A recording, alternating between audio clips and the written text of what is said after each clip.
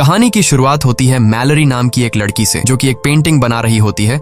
Malory pregnant है और कुछ ही दिन बाद उसका बच्चा पैदा होने वाला है। तभी उसकी बहन जेसिका आती है और मैलरी से कहती है कि तुमने टीवी पर न्यूज देखा है, न्यूज में कुछ अजीब सी खबरें दिखाई जा रही हैं। मैलरी जब न्यूज देखती है तो उसे पता चलता है कि रशिया में एक ऐसी बीमारी फैल गई है जिसमें इंसान अपने दिमाग पर कंट्रोल खो देता है और यह बीमारी उस इन्फेक्टेड इंसान को खुद की जान लेने पर मजबूर कर देती है। रिपोर्टर बताता है कि अब तक पूरी तरह से किसी को भी पता नहीं है कि यह एक बीमारी है या फिर कोई वायरस। बस अचानक किसी चीज को देखकर लोग अपने आप पे कंट्रोल खोकर बेरहमी से अपनी जान ले लेते हैं। न्यूज में बताया जाता है कि यह बीमारी लाखों लोगों में फैल गई है और अब यह बीमारी रशिया से दूसरी कंट्रीज में भी फैल रही है।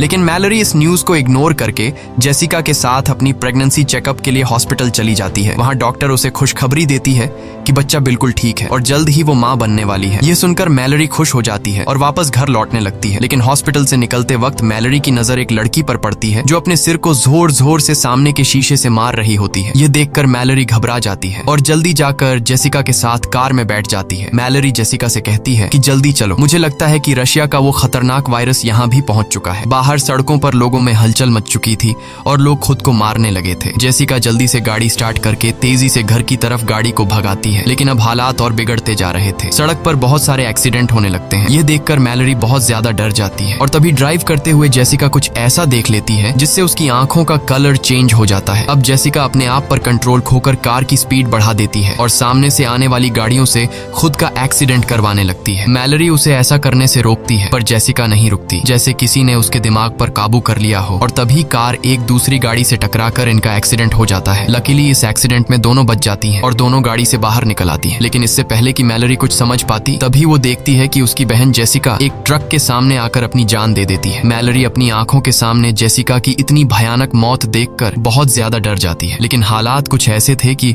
उसे अपनी बहन की डेड बॉडी के पास जाने का टाइम भी नहीं मिलता। वो देखती है कि चारों तरफ लोगों में भगदड़ मची हुई है और मैलरी भी उन्हीं लोगों में शामिल होकर आगे की तरफ दौड़ने लगती है। लेकिन पीछे से उसे कोई धक्का देकर नीचे गिरा देता है। तभी एक औरत उसकी मदद करने आती है, लेकिन इससे पहले कि वो मैलरी को उठा पाती, तभी उसे भी सामने कोई चीज दिखाई देती है और वो औरत भी जेसिका की तरह एक जलती हुई कार में बैठकर अपनी जान दे देती है। इसी बीच टॉम नाम का एक बंदा आता है। वो मैलरी को उठाकर पास के घर के अंदर ले आता है। इस घर में पहले से कुछ लोग मौजूद होते हैं और ये लोग भी अचानक से ये सब देखकर बहुत ज्यादा डरे हुए होते हैं। घर के अंदर मौजूद सभी लोग एक दूसरे से पूछते हैं कि आखिर क्या हो रहा है, पर किसी को कुछ पता नहीं होता। इसलिए ये लोग टीवी ऑन करते हैं। न्यूज में बताया जाता है कि बाहर कुछ ऐसी चीज मौजूद है जिसे देखते ही लोग पागल हो जाते हैं और खुद को मारने पर उतर आते हैं। रिपोर्टर बताता है कि यह वायरस पूरी दुनिया में फैल चुका है, इसलिए जो कोई भी इस वायरस से इन्फेक्टेड नहीं हुआ है उसे चाहिए कि वो अपने घर की सारी खिड़की दरवाजे बंद रखे और घर से बाहर निकलने की गलती बिल्कुल न करे। ये लोग जल्दी से घर की सभी खिड़कियां बंद कर देते हैं और साथ ही साथ खिड़कियों के शीशे भी पेपर से ढक देते हैं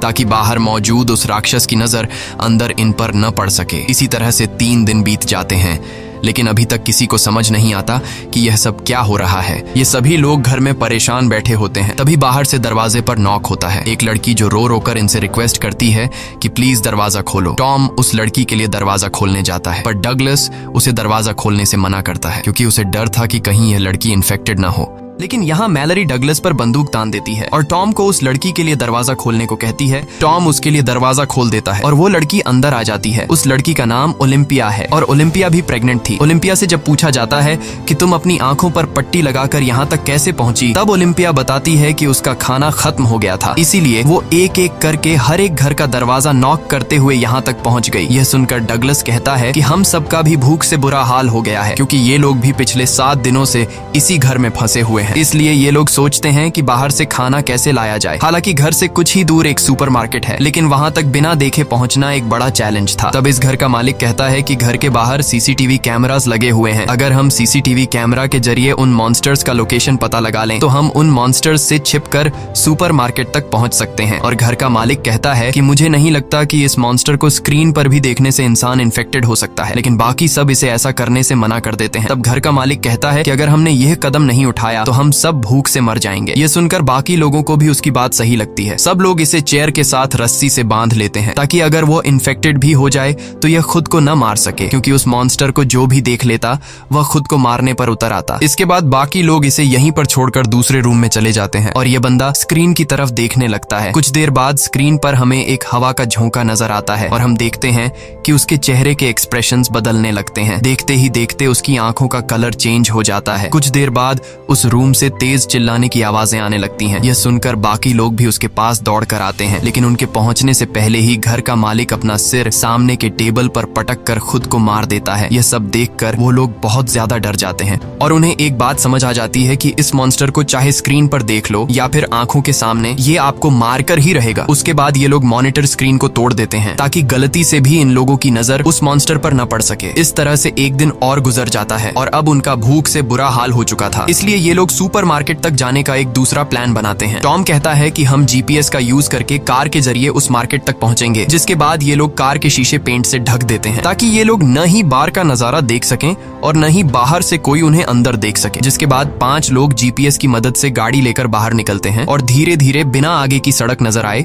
जीपीएस की मदद से आगे बढ़ते हैं। यहाँ हम देखते हैं कि पूरा शहर वीरान हो चुका है। चारों तरफ सड़क लाशों से भरी पड़ी है। कुछ दूर आगे जाने के बाद कार तेजी से वाइब्रेट करने लगती है। कार के सेंसर से पता चलता है कि कार को चारों तरफ से उन मॉन्स्टर्स ने घेर लिया है, लेकिन टॉम हार नहीं मानता और गाड़ी को आगे बढ़ाता है और जैसे तैसे करके ये लोग स्टोर तक पहुंच जाते हैं, जहाँ पर ये लोग अपनी आंखों पर पट्टी बांधकर कार से उतरते हैं और स्टोर के अंदर पहुंच जाते हैं। अंदर आकर ये लोग सबसे पहले खिड़की दरवाजे बंद करते हैं और फिर ये लोग अपनी आंखों से पट्टियां उतार देते हैं। स्टोर में खाने पीने और जरूरत की तमाम चीजें मौजूद थीं, जिसे देखकर वे सभी बहुत खुश होते हैं और हर एक बंदा जितना हो सके उतना राशन इकट्ठा कर लेता है। यहाँ हम मैलरी और टॉम को देखते हैं जो एक दूसरे से बातें कर रहे होते हैं। टॉम एक अच्छा इंसान था और टॉम ने मैलरी की जान भी बचाई थी। उनकी बातों से हमें पता चलता है कि ये एक दूसरे को पसंद करने लगे हैं। इसके बाद ये दोनों भी खुद के लिए जरूरत की चीजें ढूंढने लगते हैं। मैलरी को एक पिंजरे में 3 बर्ड्स मिलते हैं जिन्हें वह अपने साथ रख लेती है और तभी स्टोर का दरवाजा कोई नॉक करता है, लेकिन ये लोग डर के मारे उस आदमी के लिए दरवाजा नहीं खोलते।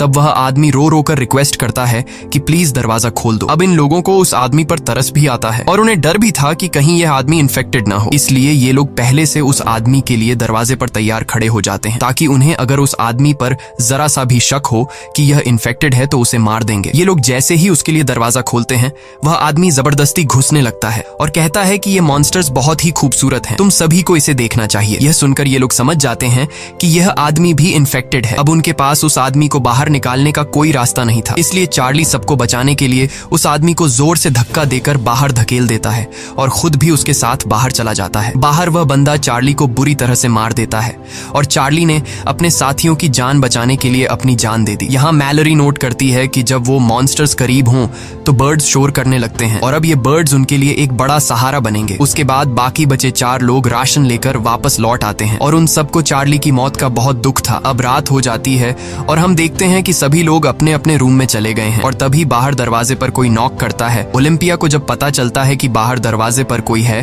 तो वो बिना सोचे समझे उस आदमी को घर के अंदर ले आती है, लेकिन तभी मैलरी उसे देख लेती है और उसे गन से शूट करने की धमकी देती है। यहाँ पर घर के बाकी लोग भी कमरों से बाहर निकल आते हैं और एक अनजान आदमी को देखकर ये लोग डर जाते हैं और ओलिम्पिया पर चिल्लाने लगते हैं कि तुमने इस आदमी को अंदर क्यों लाया। ओलिम्पिया कहती है कि मैं अकेले बाहर रह चुकी हूँ, मुझे पता है कि अकेले बाहर रहना कितना मुश्किल है, इसीलिए मुझे इस आदमी पर तरस आकर मैंने उसे अंदर लाया। और यहाँ ये आदमी जिसका नाम गैरी है वह बताता है कि प्लीज मुझे घर से बाहर मत निकालो। वो कहता है कि मेरे घर में कुछ साइको लोग घुस आए थे जिन्होंने मेरे दोस्तों की आंखें जबरदस्ती खोल दी और उन्हें उस शैतान को दिखा दिया जिसे देखते ही मेरे सारे दोस्तों ने सुसाइड कर लिया, पर मैं किसी तरह बचकर भागते भागते यहाँ तक पहुँच गया। यहाँ हमें पता चलता है कि जो कोई भी उस शैतान को देख लेता है तो वो शैतान उस इंसान को कुछ ऐसा दिखाता है जिससे वो बहुत ज्यादा डर जाता है, यानी यह शैतान उस इंसान को उसकी जिंदगी का सबसे बड़ा दुख या फिर नुकसान दिखाता है। ये दुख इतना गहरा होता है कि वो सह नहीं पाता और अचानक बहुत ही ज्यादा डिप्रेशन में जाकर वो इंसान खुद को मार देता है। यहाँ गैरी कुछ और बातें भी बताता है। वो कहता है कि उन साइको लोगों की आंखों पर पट्टी नहीं थी बल्कि वो उस शैतान को देखकर खुश हो रहे थे। गैरी की यह बातें सुनकर हमें पता चलता है कि वो शैतान उस इंसान को नहीं मार पाता जो अपनी जिंदगी में पहले से बहुत ज्यादा दुखी होता है, क्योंकि वो पहले से ही अंदर से टूटा हुआ होता है। इसलिए वो इंसान जो पहले से अपनी जिंदगी डिप्रेशन में गुजार रहा हो उस पर शैतान की इस चाल इस्तेमाल का ज्यादा असर नहीं होता, बल्कि शैतान उसे अपना गुलाम बना लेता है ताकि इंसान के रूप में रहते हुए ये लोग और इंसानों का शिकार कर सकें। अब क्या गैरी भी उस शैतान का एक पपेट है या फिर इन्हीं की तरह एक आम इंसान, ये तो हमें आगे पता चलेगा। यहाँ सब लोग गैरी को घर में रहने की इजाजत दे देते हैं, लेकिन डगलस को गैरी पर बिल्कुल भरोसा नहीं होता और वो गुस्से में गन लेकर उसे बाहर निकलने की धमकी देता है। पर तभी पीछे से शर्ला आकर डगलस को सर पर किसी चीज से मारकर बेहोश कर देती है और सब मिलकर डगलस को दूसरे कमरे में बंद कर देते हैं और गैरी सबका शुक्रिया अदा करता है। उसके बाद अगले दिन अचानक मैलरी और ओलिम्पिया दोनों को एक साथ लेबर पेन्स शुरू हो जाते हैं। टॉम और शर्ला उनकी मदद करते हुए दोनों को ऊपर के कमरे में ले जाते हैं, लेकिन गैरी नीचे ही रहता है और उसकी हरकतें भी कुछ अजीब सी होने लगती हैं। वो शैतान की ढेर सारी तस्वीरें निकालकर टेबल पर रख देता है और उसकी आंखें देखकर हमें पता चलता है कि गैरी भी शैतान के कंट्रोल में है। इसी बीच मैलरी और ओलिम्पिया अपने बच्चों को जन्म देती हैं। ओलिम्पिया को एक बेटी होती है और मैलरी को एक बेटा। लेकिन नीचे पिंजरे में बंद पंछी शोर करने लगते हैं, जिसे गैरी तंग होकर पिंजरे को उठाकर फ्रिज में बंद कर देता है और खिड़कियों पर लगे पेपर्स को उतार देता है। तभी डगलस उसकी हरकतें देखकर समझ जाता है कि वो भी शैतान का एक पपेट है, जो शैतान को देखकर मरते नहीं बल्कि शैतान के कहने पर दूसरों की जान लेते हैं। डगलस चिल्लाकर बोलता है कि मैंने कहा था कि इस बंदे को घर से निकाल दो। डगलस की आवाज सुनकर टॉम नीचे आता है, लेकिन तभी गैरी पीछे से आकर टॉम के सिर पर वार करके उसे बेहोश कर देता है। इसके बाद गैरी डगलस से भी छुटकारा पाने के लिए उसकी तरफ बढ़ता है, लेकिन तभी उसके कानों में बच्चों की आवाजें आती हैं। इसलिए वो डगलस को छोड़कर ऊपर ओलिम्पिया और मैलरी के कमरे में जाता है, जहां वो खिड़कियों पर लगे सभी पेपर्स को हटा देता है और जैसे ही ओलिम्पिया बाहर देखती है वो शैतान के वश में आ जाती है। अब मैलरी को समझ आ जाता है कि ओलिम्पिया अब किसी तरह से खुद को मार कर ही रहेगी, इसलिए वो ओलिम्पिया से उसकी बेटी छीन लेती है और तभी ओलिम्पिया खिड़की से कूदकर अपनी जान दे देती है। उसके बाद गैरी शर्ला को पकड़कर जबरदस्ती उसकी आंखें खोल देता है और वो भी इन्फेक्टेड होकर खुद को खत्म कर लेती है। अब गैरी मैलरी की तरफ बढ़ता है, पर उसने चादर से अपने साथ दोनों बच्चों को छिपा रखा होता है,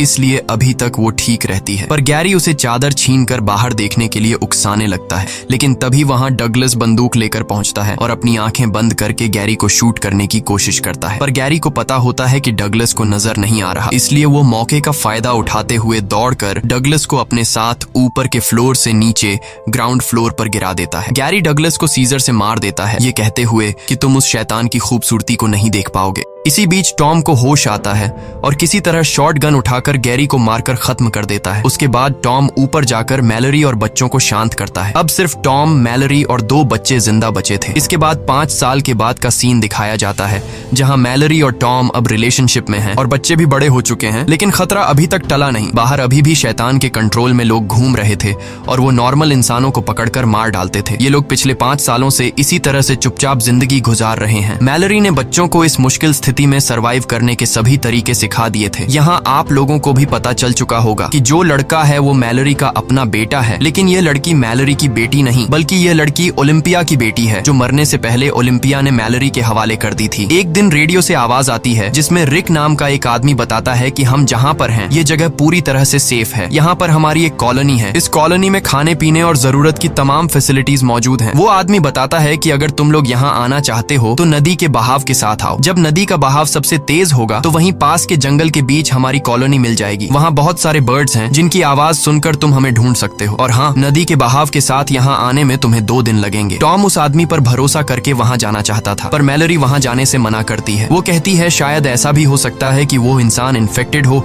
जो हमें यहाँ से निकाल कर मार देना चाहता हो। रात को टॉम मैलरी को समझाता है कि अगर हमें जिंदा रहना है तो वहाँ जाना ही पड़ेगा। आखिर कब तक हम लोग यहाँ इस तरह से ब्लाइंड जिंदगी गुजारेंगे। अगले दिन जब ये लोग सामान लेने बाहर जाते हैं तभी कुछ साइको लोग उन पर हमला करने पहुंच जाते हैं। टॉम मैलरी और बच्चों को समझाता है कि यही वक्त है यहाँ से निकलने का। मैं उन लोगों को बातों में उलझाता हूँ, तुम लोग चुपके से पीछे के रास्ते से यहाँ से निकल जाना और नदी से होते हुए रेडियो पर बताई गई जगह पर पहुंच जाना। लेकिन मैलरी टॉम को इस तरह से अकेले नहीं छोड़ना चाहती थी। तब टॉम कहता है कि हमें जिंदा रहने के लिए किसी एक को तो अपनी जान देनी पड़ेगी। इसके बाद टॉम मैलरी और बच्चों को पीछे के रास्ते से निकाल देता है और खुद अपनी आंखों पर पट्टी बांधकर शॉटगन लेकर उन साइको लोगों के सामने आता है। वे लोग टॉम को पट्टी हटाने के लिए कहते हैं, लेकिन टॉम उन्हें बातों में उलझाने की कोशिश करता है ताकि मैलरी बच्चों को लेकर यहाँ से निकल सके। पर तभी वे लोग मैलरी को जाते हुए देख लेते हैं। अब इससे पहले कि वे लोग मैलरी को पकड़ने के लिए उसके पीछे जाते, तभी टॉम गोलियां चलाकर 2 लोगों को मार देता है। इस दौरान वो खुद भी घायल हो जाता है और अब बिना देखे बाकियों को खत्म करना उसके लिए मुश्किल हो रहा था। इसलिए वो अपनी आंखों से पट्टी हटा देता है और वहां पर मौजूद 2 और लोगों को भी मार देता है। अब सिर्फ एक ही साइको इंसान बचता है और जब टॉम उस आखिरी बचे हुए साइको इंसान को मारने जाता है, तभी वो शैतान भी वहां पर पहुंच जाता है और वो शैतान टॉम को अपने वश में करने लगता है। लेकिन पूरी तरह से वश में आने से पहले टॉम उस आखिरी बचे आदमी को भी मार देता है और फिर उसी गन से खुद भी अपनी जान ले लेता है। वहीं मैलरी गोली की आवाज सुनकर समझ जाती है कि टॉम अब मर चुका है। वो बहुत ज्यादा रोती है क्योंकि इस मुश्किल वक्त में टॉम ही उसका सहारा था। जिसके बाद वो रेडियो पर बताए हुए ठिकाने पर जाने की तैयारी करने लगती है। वो बच्चों को समझाती है कि यह सफर बहुत मुश्किल होगा, लेकिन हमें जिंदा रहने के लिए वहां पर जाना ही होगा। और एक बात ध्यान से सुनो, चाहे जो भी हो जाए, तुम दोनों को अपनी आंखों से पट्टी नहीं उतारनी है, वरना तुम दोनों मारे जाओगे। इसके बाद मैलरी खुद के और अपने बच्चों की आंखों पर पट्टी बांधकर नदी की तरफ निकल पड़ती है और रस्सी का सहारा लेते हुए नदी तक पहुंच जाती है, जहां ये लोग एक बोट में बैठकर नदी के बहाव के साथ आगे बढ़ने लगते हैं। मैलरी अपने साथ पिंजरे में बंद उन बर्ड्स को भी रखती है। कुछ घंटों के सफर के बाद मैलरी रेडियो के जरिए उस कॉलोनी में रहने वाले लोगों से कांटेक्ट करती है जहां वो जा रही है। लेकिन तभी पिंजरे में बंद परिंदे शोर करने लगते हैं और उसी वक्त एक डरावनी आवाज मैलरी को बार बार पुकारने लगती है, पर वो सब कुछ इग्नोर करके आगे बढ़ना जारी रखती है। कुछ ही दूर जाने के बाद वो आवाज उसके और करीब होने लगती है। अब हम देखते हैं कि एक आदमी मैलरी के काफी करीब आकर उससे कहता है कि तुम अपनी आंखों से पट्टी निकाल दो, तुम यहाँ पर सेफ हो और मेरे पास खाना भी है। लेकिन मैलरी बच्चों को चादर से छिपाकर गन से चारों तरफ शूट करने लगती है, जिससे वो आदमी समझ जाता है कि मैलरी अपनी आंखों से पट्टी नहीं हटाएगी। इसलिए वो आदमी बोट के पास आकर मैलरी पर हमला कर देता है और जबरदस्ती मैलरी की आंखों से पट्टी हटाने की कोशिश करता है। और यह आदमी भी गैरी की तरह मैलरी से कहता है कि तुम्हें अपनी आंखों से पट्टी हटाकर उस शैतान को देखना चाहिए, वो बहुत ज्यादा खूबसूरत है। लेकिन मैलरी खुद को बचाने के लिए एक हथियार से उस पर हमला कर देती है और उसे मारकर वहां से बच निकलती है। इस तरह से सफर करते हुए मैलरी और बच्चों को 24 घंटे गुजर चुके थे और ये लोग बहुत ज्यादा थक जाते हैं। तभी अचानक बोट एक ट्रक से टकराती है, जिससे उसका बेटा और खाने पीने का सामान पानी में गिर जाता है। अब मैलरी अपने बेटे को तो पानी में डूबने से बचा लेती है, लेकिन इनके पास जो खाने पीने की चीजें थीं वो नदी में बह जाती हैं। ये देखकर मैलरी बहुत ज्यादा परेशान हो जाती है, क्योंकि अगर उन्हें खाने पीने की चीजें नहीं मिली तो वो भूख से मर जाएंगे। इसलिए मैलरी खाना ढूंढने के लिए बोट को नदी के किनारे लगाती है और बच्चों से कहती है, चाहे कुछ भी हो जाए तुम दोनों बोट पर ही रहना और अपनी आंखों से पट्टी बिल्कुल भी मत निकालना। इसके बाद वो बोट से एक रस्सी बांधकर खाने पीने की चीजें ढूंढते हुए जंगल के बीच एक घर में पहुंचती है और वहां उसे कुछ खाने पीने की चीजें मिल भी जाती हैं। लेकिन सामान लेकर जब वो वापस लौटने वाली होती है, तभी वो शैतान उसके पीछे पड़ जाते हैं और मैलरी को इंसानों की आवाज में बुलाने लगते हैं। मैलरी गोलियां चलाते हुए तेजी से वहां से भागती है। गोलियों की आवाज सुनकर ओलिम्पिया की बेटी खुद को रस्सी से बांधकर बोट से उतरती है और मैलरी को ढूंढने के चक्कर में सीधे उस शैतान के पास चली जाती है। लेकिन तभी मैलरी उसे खींचकर वापस ले आती है और गुस्से में उसे डांटती है कि मैंने तुमसे कहा भी था कि बोट से मत उतरना। इसके बाद ये तीनों फिर से अपना सफर जारी रखते हैं और अब मैलरी और बच्चे 42 घंटे से लगातार सफर पर हैं। मैलरी बच्चों को समझाती है कि अब नदी में एक ढलान आने वाला है, जिससे पानी का बहाव बहुत तेज हो जाएगा, इसलिए बोट को मजबूती से पकड़ कर रखना। थोड़ी ही दूर आगे जाने के बाद नदी का बहाव तेज होने लगता है। ये लोग मजबूती से बोट को कसकर पकड़ लेते हैं, लेकिन यह रास्ता बहुत ही ज्यादा खतरनाक था। तभी अचानक उनकी बोट पलट जाती है और तीनों पानी में गिर जाते हैं और ये तीनों पानी में बहते रहते हैं। अब मैलरी अपने बेटे को तो पानी में पकड़ लेती है, लेकिन ओलिम्पिया की बेटी को जमीन मिल जाती है और वो मैलरी को पुकारने लगती है। लड़की की आवाज सुनकर मैलरी उसे भी ढूंढ लेती है। इस तरह से उन्होंने अपने सफर का सबसे मुश्किल रास्ता तय कर लिया था और अब उनकी मंजिल काफी करीब थी। ये लोग जंगल में आगे बढ़ते हैं और तभी उन्हें परिंदों की आवाज भी सुनाई देती है, जिस तरह से उन्हें रेडियो में कहा गया था। ये लोग परिंदों की आवाज का पीछा करते हुए उसी डायरेक्शन में जाते हैं, लेकिन तभी वो शैतान भी वहां पहुंच जाता है और उनका पीछा करने लगता है। वो शैतान उन्हें अपनी आंखों से पट्टी हटाने के लिए बहकाने की कोशिश करता है, लेकिन मैलरी बच्चों से कहती है कि आवाज पर ध्यान मत दो और आगे बढ़ते रहो। आगे बढ़ते दौरान अचानक मैलरी नीचे गड्ढे में गिर जाती है और बेहोश हो जाती है। बच्चे भी परेशान हो जाते हैं कि मैलरी कहाँ गई। वे लोग मैलरी को यहाँ वहाँ ढूंढने लगते हैं और मौके का फायदा उठाते हुए वो शैतान मैलरी की आवाज में बच्चों से पट्टी उतारने को कहता है। ना समझ बच्चे शैतान को मैलरी समझकर अपनी आंखों से पट्टी उतारने लगते हैं, पर तभी सही समय पर मैलरी होश में आ जाती है और जोर से चिल्लाकर बच्चों को पट्टी उतारने से रोक लेती है और उनकी आवाज को फॉलो करते हुए बच्चों के पास आ जाती है। इसके बाद मैलरी उन्हें लेकर बर्ड्स की आवाज सुनते हुए भागना शुरू करती है, क्योंकि इस बीच वो शैतान बिल्कुल उनके पीछे पड़ा हुआ था और हर एक संभव कोशिश करके इन लोगों को कॉलोनी में एंटर होने से रोकने की कोशिश कर रहा था। पर ये लोग शैतान को इग्नोर करके फाइनली उस जगह तक पहुंच जाते हैं और मैलरी जल्दी दरवाजा खोलने के लिए इन लोगों से रिक्वेस्ट करती है। वो लोग उन्हें अंदर ले आते हैं और सबसे पहले उनकी आंखें चेक करके कंफर्म किया जाता है कि वह इन्फेक्टेड हैं या नहीं। जब उन्हें पता चलता है कि ये तीनों इन्फेक्टेड नहीं हैं, तो वो लोग उन तीनों को कॉलोनी के अंदर ले आते हैं। मैलरी अपनी पट्टी हटाकर देखती है कि ये एक ब्लाइंड स्कूल है जहां ज्यादातर लोग देख नहीं सकते और इसलिए वो शैतान उनका कुछ नहीं बिगाड़ सकता। यहाँ मैलरी की मुलाकात रिक नाम के एक बंदे से होती है। ये असल में वही बंदा है जिसने रेडियो के जरिए मैलरी और टॉम को इस जगह का लोकेशन दिया था। यहाँ बहुत सारे बर्ड्स भी पाले जाते हैं ताकि खतरे की वार्निंग उन्हें मिलती रहे। मैलरी भी पिंजरे में बंद उन परिंदों को आजाद कर देती है। इसी के साथ ये कहानी खत्म हो जाती है। अगर आपको वीडियो अच्छी लगी हो तो हमारे चैनल को सब्सक्राइब और वीडियो को लाइक जरूर कीजिएगा। और अगर आपको इस मूवी का सेकंड पार्ट देखना है तो कमेंट में पार्ट 2 लिखें।